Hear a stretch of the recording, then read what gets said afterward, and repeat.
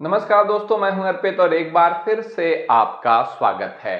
Bharatiya Janata party के सभी स्वघोषित secular दल, चाहे वो नीतीश कुमार हों, चंद्रबाबू नायडू हों, चिराग पासवान हों या फिर उत्तर प्रदेश के जयंत चौधरी हों, ये सभी नेता दावा तो करते हैं कि वो सेकुलर हैं, मुसलमानों के हितैषी हैं, लेकिन जिस तरीके से अब वक्फ बिल पास होने के बाद इन्हें जबरदस्त विरोध का सामना करना पड़ रहा है, ये सभी नेता घबराए हुए हैं और घुटनों पर आ चुके हैं।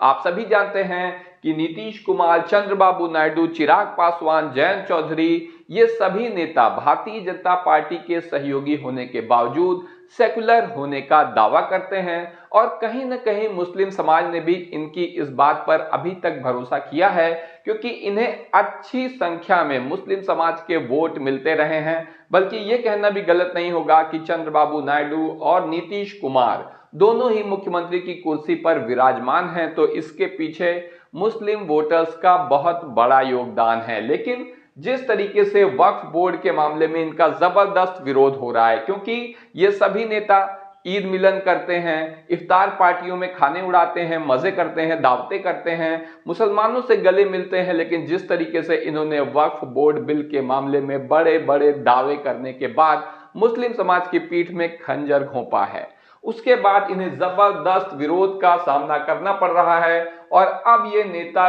घुटनों पर आ गए हैं, क्योंकि इनकी बड़ी बड़ी बातों और दावों के बावजूद अब मुस्लिम समाज इनके ऊपर हरगिज भरोसा करने को तैयार नहीं है। नीतीश कुमार और चिराग पासवान मीडिया के सामने आकर फर्जी रोना शुरू कर चुके हैं। नीतीश कुमार की तरफ से तो कई प्रेस कॉन्फ्रेंस की गई है उनकी पार्टी के द्वारा। चिराग पासवान खुद मीडिया के सामने आकर अपना पक्ष स्पष्ट करने की कोशिश कर चुके हैं। रोने की असली वजह क्या है, ये हम आपको आज बताने जा रहे हैं। और क्या वक्फ बिल के बाद घबराए नीतीश और चिराग बड़ा खेल करने जा रहे हैं, क्योंकि इनके पास बहुत ज्यादा रास्ता है नहीं, बिहार में चुनाव होने हैं। तो ये सब बातें हम आज की इस रिपोर्ट में करेंगे। तो पहली जो बात है वो ये है कि मुसलमानों के लाख जतन के बाद भी इन नेताओं ने मुस्लिम समाज को बहुत बड़ा धोखा दिया है। बहुत बड़ा धोखा इसलिए कह रहा हूं क्योंकि इन्होंने आखिर समय तक कहा था कि हमने ऐसी सिफारिशें की हैं, वैसी सिफारिशें की हैं और अब ये बिल अच्छा बन गया है, लेकिन ऐसा कुछ होता नजर नहीं आ रहा है। आप देख सकते हैं मुस्लिम समुदाय ने देश भर में अब इस बिल के खिलाफ मोर्चा खोल दिया है।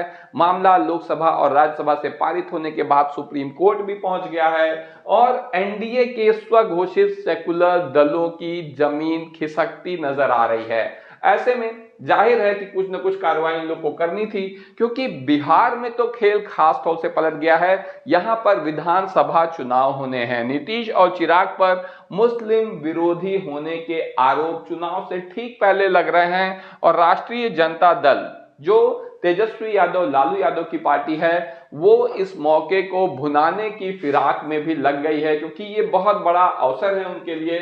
जदयू में बगावत भी बड़े पैमाने पर हो रही है। नीतीश कुमार के बारे में आपको बता दूं कि उनकी पार्टी में अभी तक 7 प्रभावशाली मुस्लिम नेताओं ने पार्टी छोड़ दी है, इस्तीफा दे दिया है। और वक्फ बिल पर भाजपा की लाइन पर चलने वाले नीतीश कुमार का मुस्लिम विरोधी चेहरा जनता के सामने आ गया है। जदयू की तरफ से प्रेस कॉन्फ्रेंस कर अपना पक्ष रखने का प्रयास किया जा रहा है, लेकिन इन प्रयासों का कोई खास प्रभाव पड़ता नजर नहीं आ रहा है, क्योंकि भले ही जनता दल कह रही है कि कोई कमी नहीं है, वक्फ बिल सही है, हमारी आपत्तियों को स्वीकार कर लिया गया था, उनमें सुधार कर दिया गया था, लेकिन वक्फ संशोधन बिल में कई बड़ी खामियां हैं। जिसमें पहली, जैसे आप देखें कि जिन बिल्डिंग पर सरकारी कब्जा है वो सरकार की हो जाएंगी, भले ही उस पर वक्फ का भी दावा है। इसके अलावा वक्फ बिल की धारा 40 को भी हटा दिया गया है, पूरी तरह से समाप्त कर दिया गया है।